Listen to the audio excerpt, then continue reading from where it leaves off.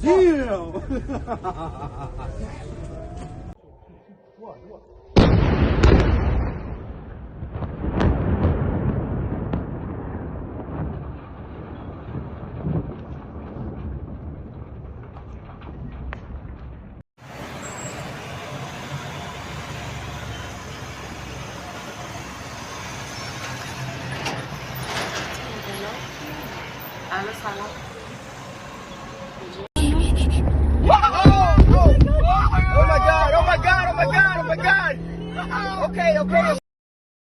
Look at what is being documented by thousands of people on the ground in Israel right now, because what you are seeing is something the architects of this conflict never expected on day 2.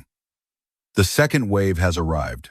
Iran is striking Tel Aviv again. And folks, this time the scale is larger, the penetration is deeper, and the defense systems that we're supposed to hold are simply not holding. The footage is coming in faster than we can process multiple angles, multiple neighborhoods, and multiple points of impact across the Tel Aviv metropolitan area. Fires that were already burning from the first wave are now joined by new explosions. The skyline that Israelis have looked at their entire lives is unrecognizable tonight. Column after column of black smoke rises against the darkness, and emergency services are completely overwhelmed. Sirens that have not stopped since the first wave began are now joined by new alerts in districts that were untouched just an hour ago. The defense systems, both Iron Dome and Patriot, are failing to hold the line. We need to be precise and direct about what we are seeing, because language matters here. Iron Dome is not simply being overwhelmed by volume. American Patriot batteries, repositioned to the Israeli theater as part of a force posture ahead of this operation, are not performing at the rates their operational specifications promised. We are watching in real time a systematic penetration of the most expensive and celebrated air defense architecture ever assembled in a single theater of operations. This second wave is doing what the first wave could not complete. It is demonstrating that the initial gaps were not a fluke, but a proof of concept of current technology's inability against a new power. Look at the harsh truth of why the most expensive defense systems on the planet are failing. Because this is not just an attack, it is a technological shock. The entire air defense architecture of Israel and the U.S. was built on an old assumption that ballistic missiles would follow a stable, predictable arc. But Iran's Fattah missile follows no old rules. The Fattah doesn't just fly fast. It reaches Mach 13 in its terminal phase, that is 13 times the speed of sound. At that speed, the intercept window, the narrow slice of time a Patriot battery has to detect, lock on, and fire is compressed to almost zero. By the time a Patriot system attempts to calculate an intercept point, the missile has long since passed it. And here is the most astonishing part. The Fattah is a maneuvering hypersonic vehicle. While Scuds, or older variants, fly in a fixed curve that fire control radars can easily calculate, the Fattah can change direction within the atmosphere at extreme velocities. The Patriot PAC-3, the most advanced version in the American arsenal, was simply not designed to engage an object moving at 16,000 kilometers per hour while simultaneously dodging interceptors. We are witnessing defense systems operating at the very edge of their design capability, and when pushed to the limit in a saturation attack, the systems begin to fail systematically. Tonight, the technology of the future has turned the iron shields of the past into obsolete toys over the skies of Tel Aviv. The coordination disaster unfolding right now in the world's densest air defense screen, because this is a vulnerability that defense analysts have warned about for years, but have never had to face in reality. When you operate both Israel's Iron Dome and the American Patriot in the same narrow geographic space against the same threat stream, you aren't just creating a double layer of protection, you are creating a military coordination nightmare. Both systems need to track the same targets, but they use different algorithms and radar frequencies. In a low-volume engagement, deconfliction is manageable. But tonight, with hundreds of Fattah hypersonic missiles screaming in from multiple directions and altitudes, these systems are starting to step on each other. Iron Dome interceptors can accidentally interfere with Patriot guidance systems, or worse, processors become overloaded trying to classify what is a real target, what is debris, and what is a friendly interceptor. And here is the fatal point that Iran is exploiting to the fullest in this second wave. Tehran's military planners understand that if they push the attack intensity to a saturation point, the coordination capacity between these two systems collapses exponentially. While Israeli air defense commanders are receiving real-time damage reports from a city that is already burning, they must simultaneously manage two massive defense architectures that are clashing under the pressure of a sustained hypersonic threat stream. This is a cognitive and computational load far beyond what any defense architecture was designed to sustain. Iran hasn't just attacked the skies over Tel Aviv. They have attacked the very ability of the most expensive military technologies Washington and Tel Aviv ever owned to talk and coordinate with each other. The unbridgeable gap between what we were promised and what the world is witnessing on screen right now. Because this is where politics collides with the brutal reality of war. President Trump launched this operation with a core promise: control. He promised a result of precision, a power so overwhelming that the risks to American allies would be entirely manageable. That promise, whether stated or implied, was that this would be over quickly, objectives would be achieved, and the region would be more stable. The second wave of strikes on Tel Aviv is the living, undeniable evidence that the operation has not gone according to plan. Iran was supposed to be unable to strike back effectively after the initial hours of devastation. Tehran's military capability was supposed to be so severely degraded that they could not mount large-scale attacks on Israeli population centers. Instead, Iran launched a second wave, larger than the first, against a city of 4 million people with missiles that are defeating the most advanced air defense systems the United States and Israel possess. And here is the true political nightmare for Washington. Every opposition politician, every skeptical journalist, and every foreign government that expressed reservations before the operation began now has actual footage to point to. These are no longer worst-case hypothetical scenarios. This is the image of Tel Aviv burning on the second night.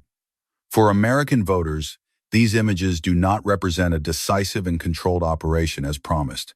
The gap between assertions of strength and the reality of the inability of American air defense technology over the Israeli sky is the kind of gap that is not easily closed in the memory of voters.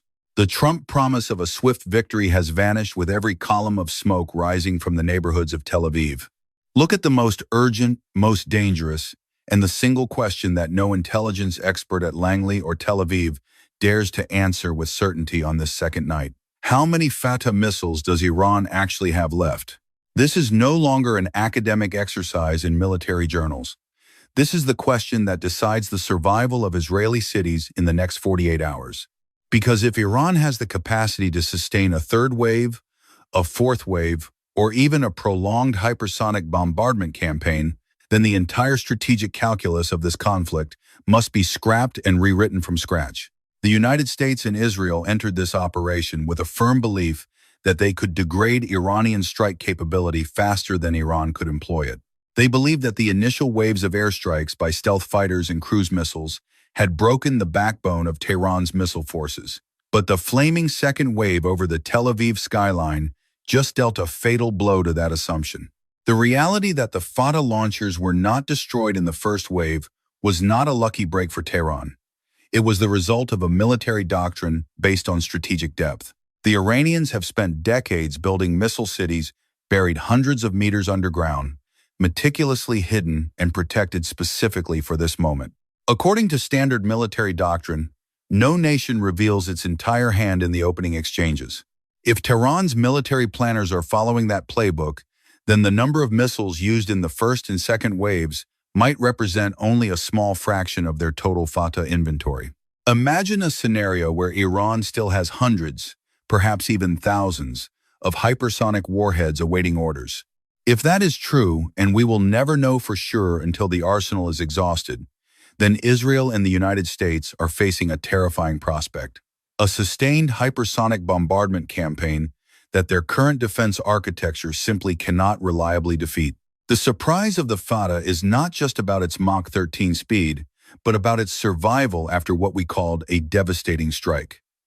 Washington underestimated Iran's resilience and force preservation. Tonight, The question of how many more haunts every command center.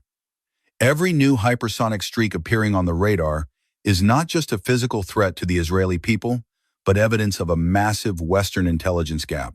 We assess the adversary's capability based on what we saw, forgetting that what Iran hid is what is actually making Tel Aviv burn on the second night of this war. Look at the paralysis gripping the command centers in Washington and Tel Aviv tonight, because the men and women sitting in those situation rooms are facing a set of choices that no pre-conflict planning fully anticipated. We are talking about an existential dilemma. On one side is the abyss of uncontrolled escalation, and on the other is the collapse of deterrence. Every step of escalation from this point forward increases the probability of a confrontation that no one has a roadmap for. Iran has proven it possesses capabilities that exceeded Western intelligence assessments. So, what else do they possess that has not yet been revealed? What other systems, what other capabilities, what other surprises has Tehran held back for the moment of maximum need? If the United States and Israel decide to launch an even more devastating response against Iranian cities in retaliation for Tel Aviv, they are gambling that Iran has no other trump cards to flip the hypersonic table once more. It is a gamble in blood where the price is the safety of millions of civilians. But folks, de-escalation carries a different kind of cost, a geopolitical one. Any movement toward a ceasefire right now, while Tel Aviv is still burning from the second hypersonic wave, would happen under direct Iranian military pressure. It happens at a moment when Iran can convincingly claim that its strategic deterrent is functioning effectively against American technology. This is an extraordinarily difficult negotiating position for both the American administration and the Israeli government. This is the bankruptcy of the original plan. This operation was designed to produce a completely different situation by this point. Iranian air defenses degraded, command structures decapitated, nuclear and missile infrastructure struck. All of those things happened, or at least that's what we were told, and yet the missiles are still flying. The second wave is real. Washington and Tel Aviv are stuck between admitting the shield has been breached or pushing the war into an orbit where no one can guarantee an exit. The question is no longer how do we win, but how do we stop without making ourselves look like losers in the eyes of the world? We were told that billion-dollar defense systems, technological diamonds like Patriot and Iron Dome, were insurmountable barriers. But as the Fattah hypersonic streaks tore through the Tel Aviv sky for the second time, we must face an undeniable truth. The shield has been breached. If the most sophisticated, most expensive defense systems humanity has ever built cannot protect the most strategic population centers against an adversary we once deemed isolated, where does the world's security order go from here? This is not just a technical issue of Mach 13 speeds. This is the bankruptcy of a military doctrine based on technological dominance. Iran has proven they don't need to catch up to us in every aspect. They only need a few hypersonic pebbles fast enough and agile enough to render our defensive diamonds useless. Here is the bottom line. A world where the prestige of the American shield is shaken is a completely different world. Allies will begin to question the value of protection commitments if that protection no longer guarantees actual safety against enemy fire. Washington and Tel Aviv stand before a harsh new dawn where meticulous operational plans vanished into thin air by the second night. The final question is not who will fire the next missile, but whether we have the courage to admit that the era of absolute dominance has ended. Tonight, Tel Aviv burning is a reminder that in the survival game of nations, surprises always have a price, and that price is being paid with the safety of a crumbling old order.